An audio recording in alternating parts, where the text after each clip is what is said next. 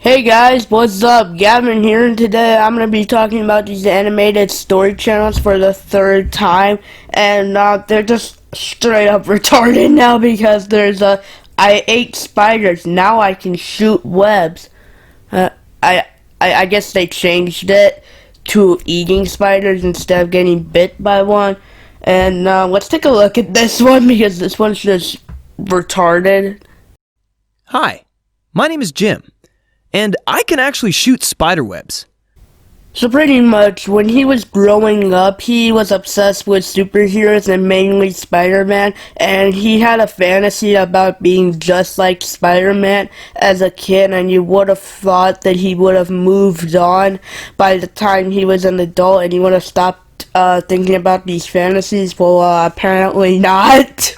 Make myself a real-life Spider-Man? I began to wonder, to plan different options. It took me a while to actually come up with an idea I thought could work, but eventually it came to me. What if I began eating spiders? I know how crazy it sounds, but I figured there wouldn't be anything to lose and a whole lot to win. You know, spiders have venomous shit in them. After all, if I didn't get superpowers, I'd simply be eating a few nasty bugs. People all around the world munch on insects, and nothing ever happens to them. So I knew it was safe enough. I was obsessed enough to want to try anything and everything to achieve my dream, so I was really determined. I would go outside and search for spiders at first, munching on every single one I found. At first, it was so disgusting, but it didn't take long to get used to the feeling and taste. After a while, honestly, I began kind of liking it. But honestly, between school and homework, I didn't have the time to search all over for new spiders to try. You know, there are people who have literally gotten on the news all because of a spider. A family lost their cool after a large spider was accidentally brought into their house.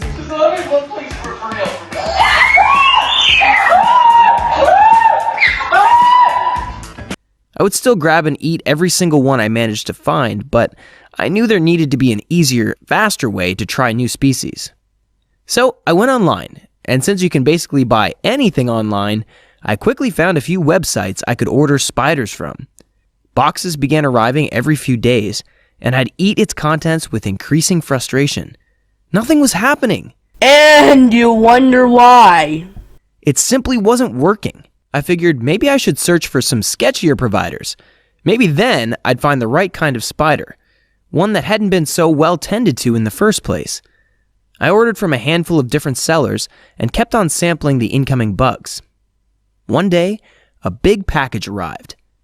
It was filled with a few spiders for me to choose from, and I was surprised to see that one of them was glowing lightly. Could it be that it was radioactive, just like the one Peter Parker had been bitten by? My heart was racing when I munched on it, but much to my disappointment, nothing happened. I was so depressed. I thought if any of them had a chance of making me shoot webs, it would be this one. I went to bed and fell asleep just about ready to give up. What I didn't know at that moment was that my life was about to change forever while I slept. I woke up the next morning feeling so odd. I wasn't sure what was wrong, but I felt a tingly feeling all over my body. I wondered if I had food poisoning or something like that from eating that glowing spider. Maybe it's because you shouldn't eat spiders from sketchy people on the internet? I rushed to the bathroom, but realized I was feeling perfectly fine, except that my skin still seemed to be tingling. So I asked myself, maybe it worked after all. That's what you think. Instead of thinking, hey, I'm retarded and I ordered a spider from the dark web, you think, oh, it worked. Maybe I had developed superpowers after all. I tried it, moving my hand just like Spider-Man does in the movies. And it worked! I shot webs forward and stuck against the wall. I couldn't believe it. I was so happy. Finally, after weeks of eating spiders, I had reached my wildest dream. It was incredible, and I tried it several times just to check if I wasn't having a dream or hallucinating. But it was true. I was really just like Spider-Man. I'll be perfectly honest though, I'm not a hero or anything of that sort. I don't fight crimes or use my powers for the greater good. I'm lazy, And I don't believe in that whole Uncle Ben stuff. With great power comes great responsibility, he said. But I don't want to risk my life and go around saving people. Mostly, I use my powers to grab stuff that's across the room from me when I'm feeling lazy and don't want to stand up, or to impress my friends. Speaking of my friends, they really freaked out when they discovered my powers. I told them all about my plans, and they had mocked me about eating spiders. So when I arrived at school and told them that I had gained superpowers, they laughed at me all over again. Of course, they didn't believe me. So I told them I'd show them after classes were over since I didn't want anyone discovering my powers. Oh, you didn't want people from your school to find out, but you were perfectly fine sharing a story with a YouTube channel with 500,000 subscribers. How the fuck does this channel even have 500,000 subscribers? They probably bought it. They were super skeptical and agreed to go to my house after school was over just to prove I wasn't lying. Imagine their surprise when, after locking the door to my room, I turned around and shot a web from my wrist. It was so cool to prove them all wrong. My friends kept asking me to use my powers to help them out, and sometimes I agreed. They are my friends after all, even if they didn't believe in me at first. Thanks for watching. Alright guys, the next video we're gonna look at is called My Dad is the Mayor. He got me kicked out of the city out of revenge by destroying his life on national TV. Hi, my name is Carla, and I'm 18 years old. I am here to tell you the story of how I got kicked out of my home by my dad, and how I brought him down for this. Please, don't get me wrong. I was really not the one at fault here. All the problems were caused by my dad, and I think he deserved everything that he got in the end. I'll tell you everything from the beginning to make it clear. So growing up, she really used to admire her dad as the mayor, but as time passed, she realized he was only in it for the name and fame. And eventually, something happened that would change her life forever. My dad called me one day to talk. I thought it would be the usual, yelling at me about something that most probably wasn't even my fault. But this time he wanted something from me. He wanted me to help publicize his agenda on my Facebook page and YouTube channel. I didn't even hesitate in refusing. "You ungrateful brat," he spat at me. "How dare you refuse me? I'm your father. Can you be a bit more respectful?" "I don't respect you in any way," I replied calmly. "I just refuse to do something that I'm not interested in doing." "What is your problem?" he yelled. "Why do you always disobey me? Do you know that everyone else is at my feet? They would do anything at just the snap of my fingers, and here you are, my own daughter, disobeying me at every step." I couldn't help it now. I said something that I'd been dying to say for a long time now. "I know that all those people who work for you have been bought by you," I snapped. "If you think that I'll be one of them, then you're wrong. You have done nothing but made my life miserable till now. Why should I do stuff for you?" He took a deep breath, looking like he was trying his best not to explode. "Get out," he yelled, pointing towards the door. "I don't want a daughter like you. Go and do whatever you want. Don't you dare come back to this house again." My eyes widened at his words. Was he really doing this? But then again, what else did I expect from someone like him? It was probably for the best.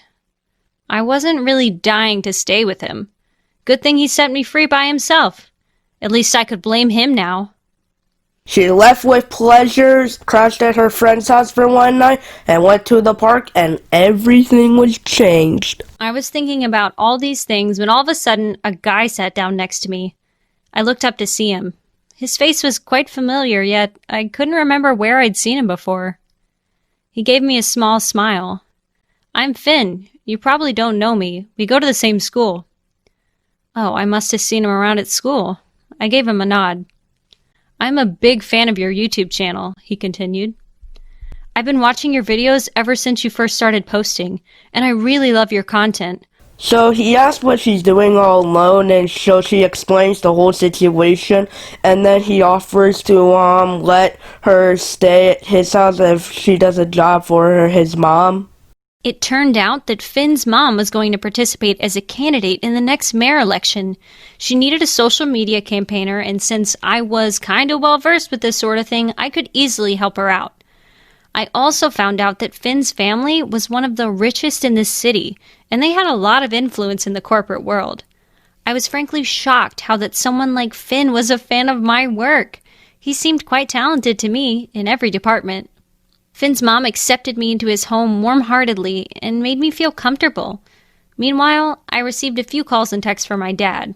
He wanted me to leave the city. So I was curious, so I googled if a mayor could kick someone out of their city, and it said that you can only ignore them. I didn't know what his problem was, but it really annoyed me that he was still bothering me like this. When I told this to Finn's mom, she gave it a thought. "How about you pretend that you've left the city?" she mused. "Your dad will never find out. I will keep you hidden here." "But what about school?" I said in concern. "Will I never be able to attend again?" "I will arrange homeschooling for you," she assured me, patting my back. "Don't worry, I will take care of everything." "Thank you," I replied sincerely. "You are doing more for me than my own parents ever would have, and I really appreciate this." She chuckled. "It's okay. You are handling my social media accounts for me really well. I am seeing progress in the increase in the number of our followers." So she starts getting homeschooled, and it's going really well, and her becoming mayor chances keep going up and up, and she even starts going out on dates secretly while wearing retarded clothes, and then basically she goes back to her dad's house to obtain files, and then she leaks them online, and now it's time to make her next move. With the help of Finn's mom, we found a media house that hadn't been bought by my dad.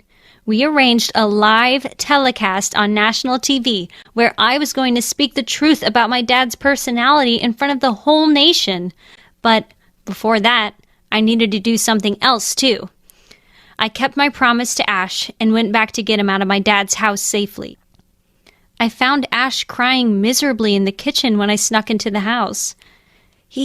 He blames me for what happened," Ash sobbed. "He thinks that I helped you obtain those files, which is true, but he has been really awful to me." I consoled him and told him that everything was going to be all right now. I went live on television as planned and told everyone about how my dad had treated me, about how he had anger management issues. I even exposed his dirty politics. He used to bribe people left and right to get his work done, and I had enough proof to show that. Not only that, he had also destroyed jobs and created a wave of unemployment for his own personal gain. Ash came in later to support my statement and added that he treated his staff awfully and was a heartless person in reality.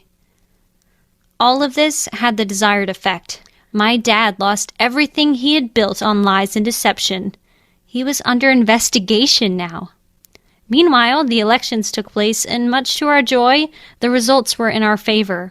So rather than have a happy ending, something else had to happen. On the day of the official announcement of Finn's mom as the mayor, I received a really cryptic message early in the morning. It was from my father, dearest. "Do you have any clue that you share the same blood with your boyfriend? His mom is also your mom. That pathetic, miserable woman didn't even recognize you, as she left as soon as you were even born. Meet me at 5 p.m. at the Central Park, or else I will reveal your relationship." Well, guess who was doomed? Okay guys, so I googled Mayor New York exposed, and I couldn't find a thing, and all my reading teachers told me I should find stuff to support my claim. Now, the final video we're gonna look at is called "My Jealous BF Humiliates Me. I've revenge by crushing on my brother." What? Hi, my name is Natasha. I'm 22 years old, and I'm going to share the incredible story of how I found the job of my dreams in a city I'd always wanted to live in. But when I thought I'd found the man of my dreams to complete that circle of happiness, I found out something even crazier. Everything began not long after I graduated. I'd worked hard as a student with a combination of scholarships and part-time jobs. I managed to complete my degree mostly debt-free. This was really important because I didn't have any family to rely on. So she was an orphan from the beginning, and her dad put her up for adoption. And then these people were adopted her, and they weren't as they seemed in the outside, but on the inside they were bad people, and they took their anger out on the girl. And the girl was desperate to move out, and she applied for a job and flew out without a place to stay. I know it's a stupid thing to do. She even mentions it, but it was destiny, apparently. But I believe that if I hadn't taken that risk, I would never have met Nate. You can call it destiny or fate or whatever. I think it was just meant to be. Anyway, even though I started this great job, I still had no place to live, and hotels were way too expensive. So I ended up couch surfing with my friends and people from work for a while. It was a really tough way to live, and it definitely took a toll on me. I'd met a guy through work, James, who was intense and offered me to move in with him, but I don't know, it was too much too soon. I started to think that finding a great place to live was like finding a unicorn. Maybe I was just being too picky to want a place that felt like it could become a real home for me. My friends told me I shouldn't be searching for a forever home. I should be looking for a right now home. Just being settled would help, they said.